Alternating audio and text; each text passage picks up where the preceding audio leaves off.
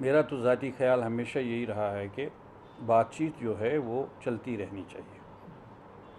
اور اگر آپ یہ سوال مجھ سے پوچھیں کہ اس کا ماحصل کیا ہوگا، مطلب بات چیت کا نتیجہ کیا ہوگا، تو میں یہی کہوں گا کہ فی الحال کچھ بھی نہیں ہوگا،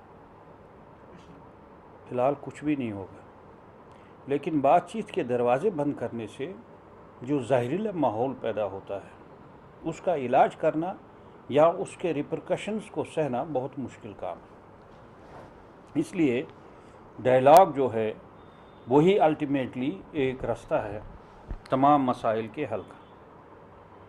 لیکن ڈائلاگ کے لیے جو ماحول بن گیا تھا،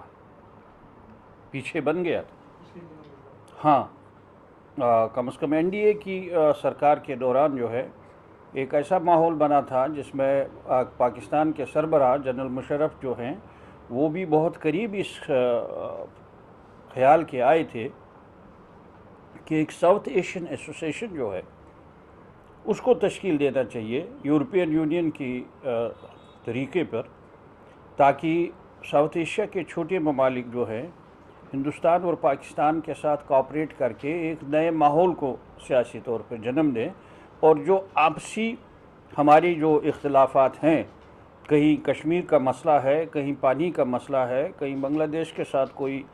سرحدی معاملہ چھوٹا موٹا ہے یا وائلیشنز کا معاملہ ہے، نیپال کے ساتھ کچھ باتیں ہیں، تو یہ چھوٹے چھوٹے کانفلکٹس جو ہیں یہ میجر کوآپریشن میں آہستہ آہستہ خود یا حل ہو جائیں گے، یا ان کو حل کرنے کے لیے بڑی آسانی ہوگی آپس میں، جبکہ ایک براڈر ایسوسیشن ہوگا، ایک براڈر کوآپریشن ہوگا۔ مثال کے طور پہ انرجی کا جو مسئلہ ہے ساؤتھ ایشیا میں، اگر پاکستان میں انرجی کی کمی ہے، بجلی کی کمی ہے، تو نیپال کے پاس پیدا کرنے کی طاقت ہے، شمتا ہے ان کے پاس، اور بھوٹان کے پاس بہت زیادہ ہائیڈل جنریشن کی طاقت ہے، تو یہ کیسے وہاں تک پہنچ جائے؟ یہ اگر ساؤتھ ایشین کوآپریشن ہو اور انڈیا کا اس میں پرومیننٹ رول رہتا ہے، پاکستان کے ساتھ ایکول پارٹنر کی حیثیت سے کام ہوتا ہے، تو ہمارے گرڈ سے یہ پاور جو ہے پاکستان کو ڈیلیور ہو سکتا ہے۔ تو اس طرح سے یہ سارا علاقہ جو ہے ایک انرجی کی بنیاد پہ ایک اتحاد میں بن جاتا ہے، اور اس کے بعد ورٹیکل پروڈکشن کوآپریشنز میں، مثال کے طور پہ یہاں آپ نے کوئی چیز پیدا کی ہے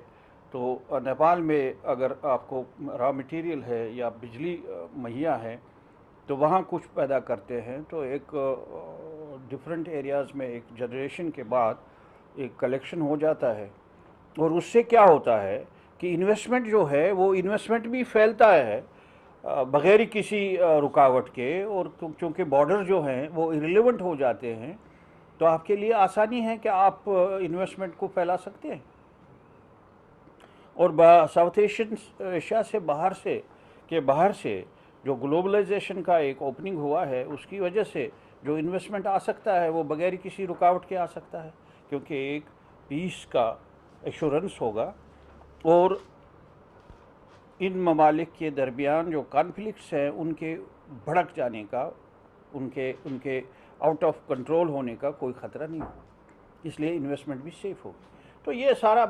بڑا ایکسرسائز ہم نے کیا ہوا تھا،